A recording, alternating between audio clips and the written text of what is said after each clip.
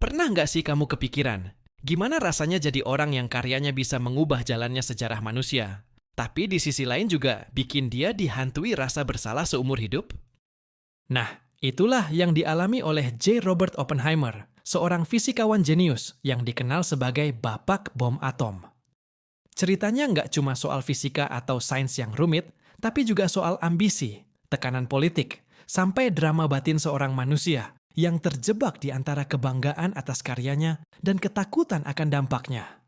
Di video ini, aku bakal ajak kamu buat bahas kisah lengkap tentang Oppenheimer. Gimana dia bisa memimpin proyek rahasia terbesar di dunia, yaitu Manhattan Project, sampai akhirnya menciptakan senjata paling mematikan dalam sejarah peradaban kita. Namun sebelum masuk ke pembahasan videonya, jangan lupa like dan subscribe untuk mendukung perkembangan channel ini. Jadi gini, sebelum dikenal sebagai Bapak Bom Atom, Oppenheimer sebenarnya adalah seorang anak muda yang tumbuh di keluarga cukup berada di New York. Dia lahir tahun 1904 dan dari kecil udah nunjukin tanda-tanda jadi anak super jenius. Dia sekolah di Harvard, otaknya luar biasa, dan nggak cuma jago fisika, tapi juga cinta seni, sastra, bahkan bisa bahasa asing. Setelah lulus, dia lanjut studi ke Eropa, terutama di Jerman yang waktu itu jadi pusatnya fisika modern. Di sana, dia belajar langsung sama tokoh besar kayak Max Born dan ketemu banyak calon legenda sains lain. Nama Oppenheimer mulai naik karena dia punya reputasi sebagai ilmuwan top di bidang fisika teoretis. Yang bikin beda, dia bukan cuma jenius di atas kertas, tapi juga bisa ngumpulin orang-orang jenius lain dan bikin mereka kerja bareng. Sifat kepemimpinan ini bikin militer Amerika percaya sama dia. Akhirnya, tahun 1942, Oppenheimer ditunjuk jadi direktur ilmiah Manhattan Project. Tugasnya? Mimpin ribuan ilmuwan, insinyur, dan tenaga ahli buat bikin senjata nuklir pertama di dunia. Pusat penelitian ini dibangun di sebuah kota rahasia bernama Los Alamos, di tengah gurun pasir New Mexico. Tempat ini dijaga super ketat, penuh rahasia. Bahkan para pekerja nggak boleh cerita ke keluarga mereka soal apa yang mereka kerjakan.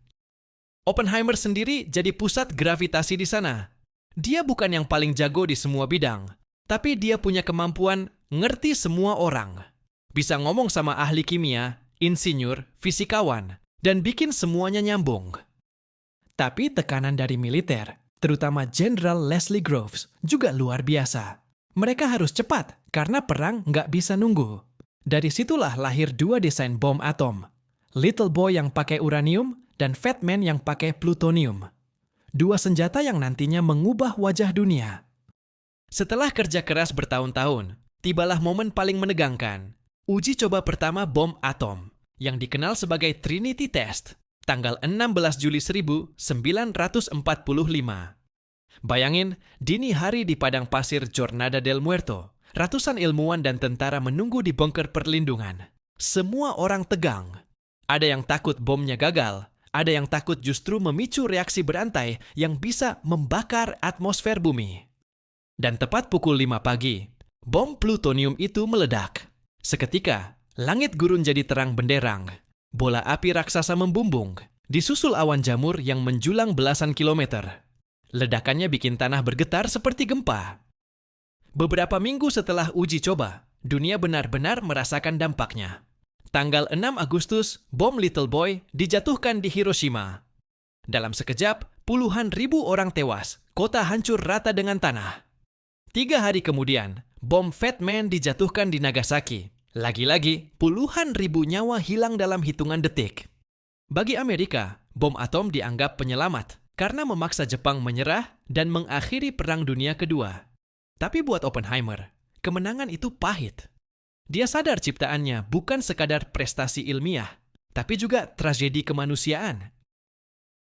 Setelah perang, Oppenheimer sempat dipuja sebagai pahlawan. Media menempatkannya di sampul majalah, disebut sebagai Bapak Bom Atom. Tapi nggak lama, dia mulai vokal menentang perlombaan senjata nuklir. Dia menolak ide pembuatan bom hidrogen yang jauh lebih kuat daripada bom atom. Akhirnya, tahun 1954, Dia diinterogasi habis-habisan dalam sidang Komisi Energi Atom. Hasilnya, izin keamanannya dicabut. Itu artinya Oppenheimer tersingkir dari proyek-proyek penelitian penting. Dari pahlawan, dia berubah jadi sosok yang dicap pengkhianat. Warisan Oppenheimer sampai hari ini tetap kontroversial. Ada yang melihatnya sebagai ilmuwan brilian yang menyelamatkan dunia dari Nazi. Ada juga yang menganggapnya sebagai pencipta senjata paling mematikan yang pernah ada. Oppenheimer bukan cuma bapak bom atom, tapi juga simbol dilema terbesar umat manusia. Ketika kecerdasan membawa kita pada kekuatan luar biasa, apakah kita cukup bijak untuk mengendalikannya? Jadi, gimana menurut kamu? Apakah Oppenheimer harus dikenang sebagai pahlawan, penjahat, atau sekadar manusia yang terjebak di antara keduanya? Tulis pendapatmu di kolom komentar. Dan jangan lupa like, share, dan subscribe kalau kamu suka cerita sejarah kayak gini. Sampai ketemu di video berikutnya. Potsdam? Brief would be an overstatement.